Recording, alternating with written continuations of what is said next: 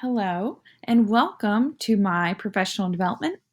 My name is Hannah Willis, and I am giving a presentation today over the integration of literacy and literature-based activities in your classroom or the library setting. The very first activity that we're going to be talking about today are book talks. Book talks are becoming very popular across our schools, from elementary all the way to high school. You even see book talks in college as well. So what is it? A book talk typically involves introducing the book and why it is a compelling read without revealing too much about the plot. How do we implement book talks? To implement book talks in your classroom, you're going to give a very brief, maybe 30 seconds to a minute max of information about a specific text. You're going to tell them just enough that will excite them and make them want to read more. The purpose of giving a book talk is to not give the whole plot away. You're just going to give a little tidbit of information. The purpose is to reel your students in. And you can do this, one, by showing your enthusiasm for the book. You can also use a very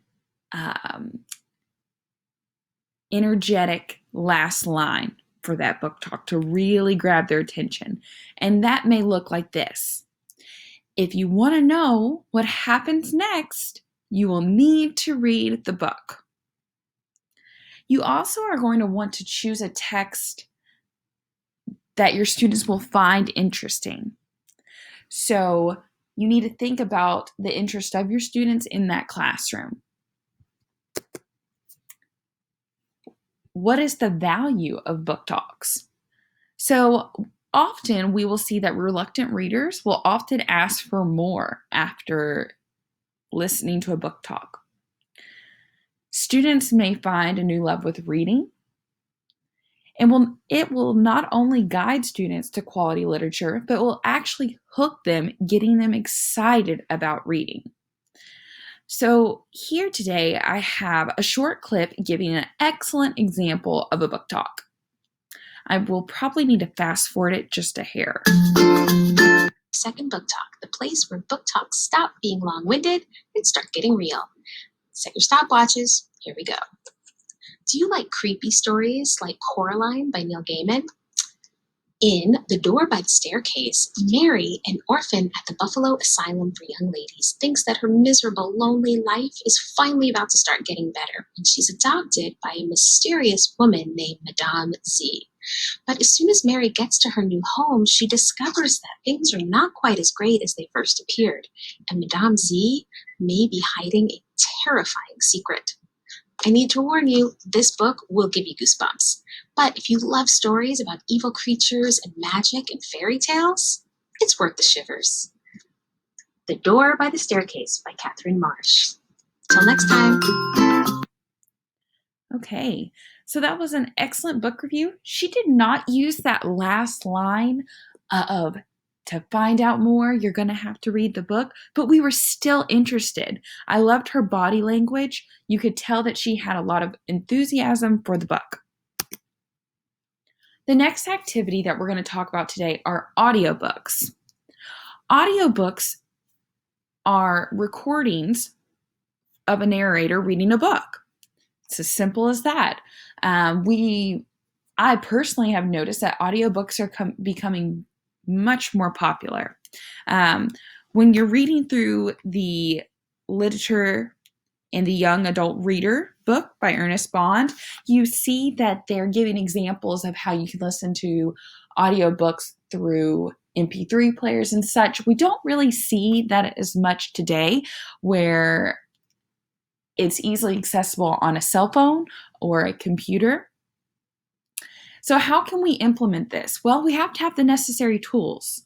So like I just said, a cell phone, an iPad, a computer, and you're going to actually subscribe to a free service. Oftentimes, public libraries offer a service. I provided 2 examples here, Epic and Hoopla. And you can also create an area for listening. So I gave us an example here of a primary classroom. This is my first grade classroom. And this is my reading nook area where students can read text to themselves, or they could also listen to an audiobook here. You want your space to be inviting. But we also see today that audiobooks are even listened to in the car. It's convenient. So what is the value of audiobooks? They can make books more accessible, just like we said. The convenience of being able to be in your car and not having to read the text yourself. It can also be a benefit for people with visual impairments, language barriers, and students with special needs. Audiobooks also can teach us those elements of mood and create and reinforce tension and define character. And listening is an important step for becoming a lifelong reader. It also can improve vocabulary, speaking, and writing skills. Our next activity we're going to be talking about today are literature circles. So what is it? Literature circles are small group discussions in which the members pool their knowledge and their responses to construct meaning connected to the literature they have read, according to Bond. So how can we implement literature circles? Well, it starts by picking a text. Oftentimes, the teacher will be in control at this point of assigning a typical genre or a text set, and then allow student choice. The purpose of the teacher, or the librarian in this case, is just to be a silent facilitator, moving around the room, making sure that conversation is flowing and activities are being completed, and that true, meaningful conversation of the text is happening. The teacher should also, at the beginning, assign roles for each group member. A couple examples of those roles could be the discussion director, illustrator, connector, summarizer, investigator. These are all roles that keep the group moving. Also, groups will be reading and discussing the novel over the course of several weeks, and then they're going to come together to complete an activity or presentation. This is really where a lot of the true magic happens for all students, in my opinion. Because we see here with the value that literature circles allow all students to have success. Students that may struggle with reading or writing may be able to express their comprehension of this text through art or drama. Literature circles also encourage collaboration, dialogue, and just the enjoyment of reading. I've given us a quick example here. Okay, I'll start. So the role that I share is connector. Okay, I can connect the relationship of Darcy and Elizabeth to the relationship of Emily and George in our town because they both have to get to know each other before they fall in love. I love that. Thanks. Okay, next I can connect the way that Lydia acts to the stereotypical teenage girl who is silly and has fallen in love. Lastly, I can connect the father-daughter relationship that Elizabeth and Mr. Benedict have to the relationship of me and my dad. There's alike because my dad values education and wants me to be really smart and learn things, just like Mr. Bennett with Elizabeth. So we just noticed that her role was the connector. So she was binding links between the work of the literature and the wider world and relating that text to herself. Throughout the video, you will also notice other students are taking their roles on. My answer was a flat out no, because Lydia is a disgraced member of the family. My prediction was that Katie will get a respectable husband too. Well, I guess I'm the only one left, so I'll go next. I did the word wizard. I'll share two of my words. One was All right, we will stop there. I'm going to move on to our next topic, which is cross-age reading.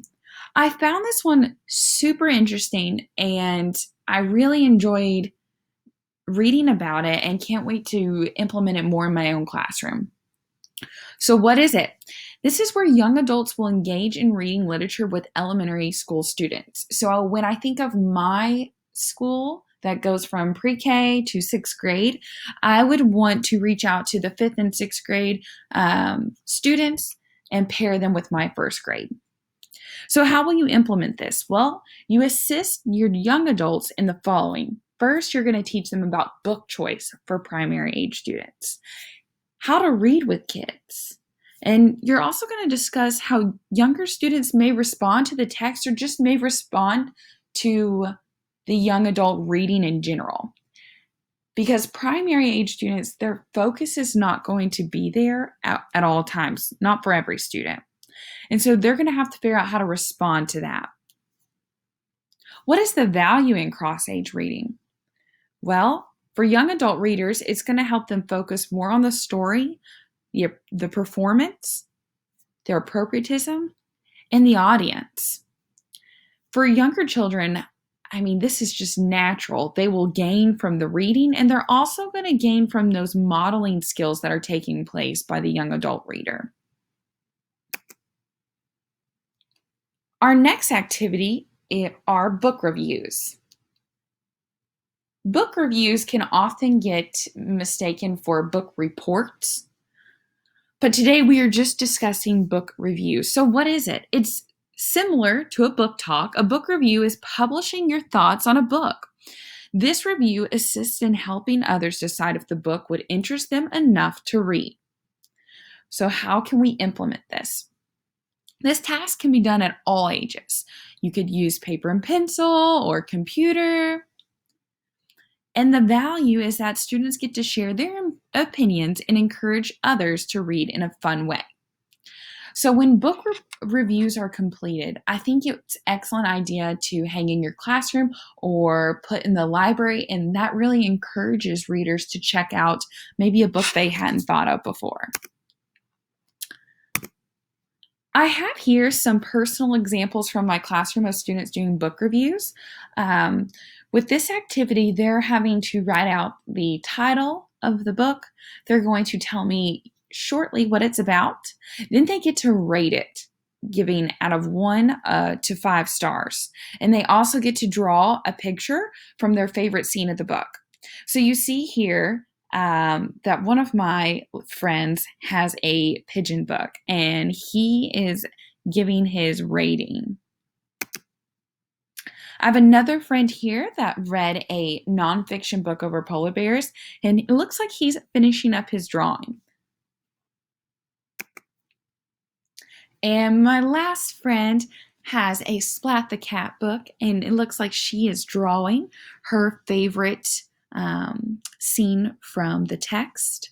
What I've noticed about book reviews for first grade students is that almost every book is 5 stars, just always. They love all text.